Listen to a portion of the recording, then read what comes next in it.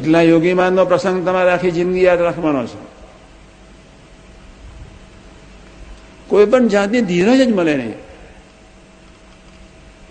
જુનાગઢની ધરતી પર 14 વર્ષની ઉંમરે જ્યારથી દેહ મૂક્યો અને પાર્ષદ થયા 16 વર્ષની ઉંમરે, અને ત્યારથી 40 વર્ષની ઉંમરમાં એક સેકન્ડને એક મિનિટે નિરંતર ઘોર અપમાન જ, ઉપેક્ષા જ.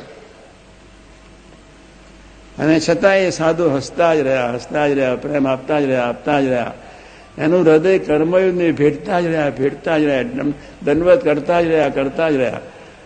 આપણી તો કેવી કરુણ હાલત છે. એટલે સ્વાધ્યાય ભજન કરવાનું છે.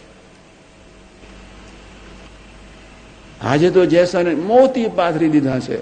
આપણી ફરજ છે બસ મોતી વીણવાના છે. દરેક પ્રદેશમાં એવા સરસ યુવકો છે.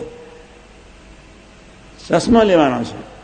આ શિબિર ચશ્મા પ્રાપ્ત કરવા માટે આપણે કરીએ છીએ. આંખો બદલવાની છે. મન બુદ્ધિના પ્રભાવમાંથી બહાર નીકળવાનું છે. સેવા અને ભક્તિના પ્રભાવમાં રહેવાનું છે. ગુણાતીત પુરુષો અને એના ભક્તોના જીવન ચરિત્રમાં ડૂબી જવાનું છે. કેટલો સહેલો માર્ગ. કોટી કલ્પે કામ ન ટળે, એથી ભયંકર ધનનો લોભ એ ન ટળે, એથી ભયંકર માન એ ન ટળે.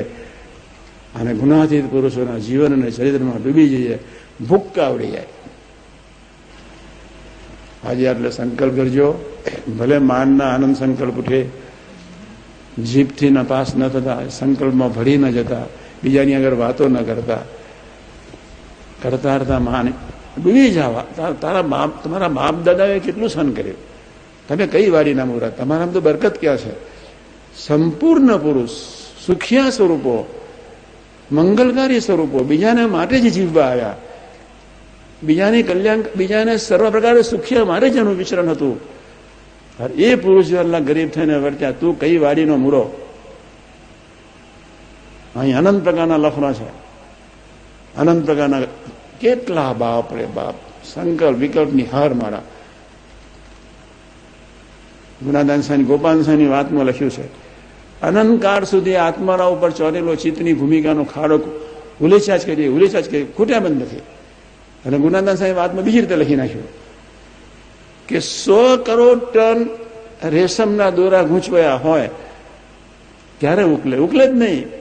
મહાનસ્વામી કહે જો 5 તોલા જો પતંગના દોરા જો ગૂંચવે, એક છોકરાને પૂછે મહાનસ્વામી કે આ દોરા છે ને પતંગના જો દોરા જો ગૂંચવાઈ જાય 5 તોલો જ તો નથી, 100 કરોડ ટન સોરા રેશમના દોરા અને એ ગૂંચવાય ક્યાં ઉકલે.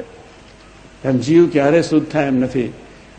ગુણગાન ગાવાથી, સ્વાધ્યાય ભજન કરવાથી, સ્વીકાર કરવાથી, બધાને મોટા માની સંબંધ જોવાથી આપણને બુદ્ધિઓ આપી દે. આજના શુભ મંગલકારી દિવસે ભગવાન કિશન ભગવાન, રામ ભગવાન, શિવશક્તિ ભગવાન, સ્વામિનારાયણ, શાસ્ત્રી મહારાજ, યોગી મહારાજ, કાકાજી, પપ્પાજી, સાહેબ, માન સ્વામીજી, ડોક્ટર સ્વામીજી, સૌના ચરણાયનો એક જ પ્રાર્થના, સ્થૂળ દેહે કરીને અમે નપાસ ન થઈએ. અને એક વાડી ખીલી છે ગુનાતીત બાગની, એમાં સુગંધ લીધા જ કરીએ. યોગી મહારાજ એક વાત કાયમ કરતા, હસતા વાત કરે. આપણા બધાના કાનમાં આવી નાકમાં કાનમાં ગોળીઓ કહી ગઈ છે. એટલે શાસ્ત્રીમાં કઈ પ્રસંગો યોજન દેશકાર આખા બધા એટલો સુખ્યા કર્યા છે રહેશે નહીં. આ ગોળીઓ કાઢવાની છે, કાઢ્યા સિવાય રહેશે જ નહીં. દયાથી કાઢી નાખીએ બસ. શાસ્ત્રીમાં ગુના પુરુષોને દાખલો જ ના કરવો પડે.